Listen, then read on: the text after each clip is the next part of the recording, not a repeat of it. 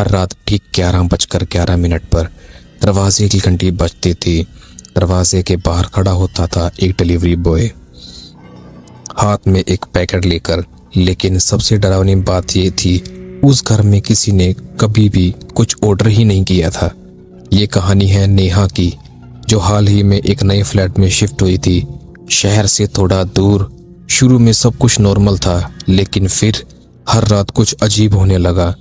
पहली रात 11:11 door bell बजी। नेहा ने दरवाज़ा खोला। बाहर एक डिलीवरी बॉय खड़ा था। उसने कहा, मैम आपका ऑर्डर। नेहा हैरान थी, लेकिन मैंने तो कुछ मंगाया ही नहीं। डिलीवरी बॉय ने पैकेट देखा, वो बिना कुछ कहे वापस चला गया। नेहा ने ज़्यादा ध्यान नहीं दिया, लेकिन अगली रात फिर वही हुआ।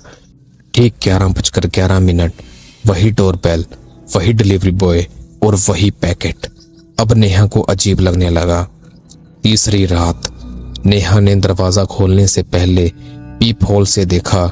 डिलीवरी बॉय बिल्कुल शांत खड़ा था, उसका चेहरा नीचे झुका हुआ था। नेहा ने दरवाज़ा खोला, किसका ऑर्डर है ये? लेकिन इस बार डिलीवरी बॉय ने कोई जवाब ही नहीं दिया, बस धीरे धीरे अपना सिर उठाया। उसकी आंखें सीधे नेहा को घूर रही थी और फिर बिना कुछ बोले वो पैकेट दरवाजे के सामने रखकर चला गया। नेहा डर गई, लेकिन उसने पैकेट उठाया ही नहीं। अगली सुबह वो पैकेट गायब था। अब उसे यकीन हो गया था कि कुछ गलत हो रहा है। उसने अपनी बिल्डिंग के सीसीटीवी फुटेज चेक करने का फैसला किया।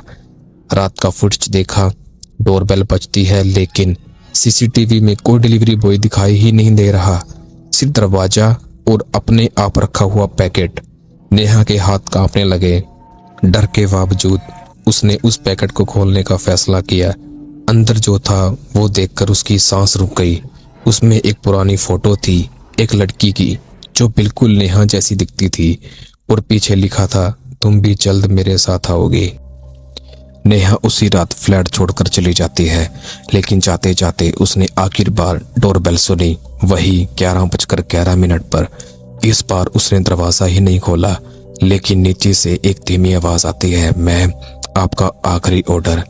जैसे ही नेहा उसे देखती है, नेहा की आंखों से खून निकलना स्टार्ट हो जाता है और नेहा वहीं मर जाती है।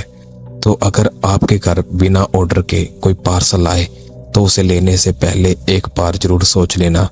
कमेंट में बताओ आप वो पैकेट खोलते या नहीं। और ऐसी ही डरावनी कहानियों के लिए चैनल को सब्सक्राइब करें।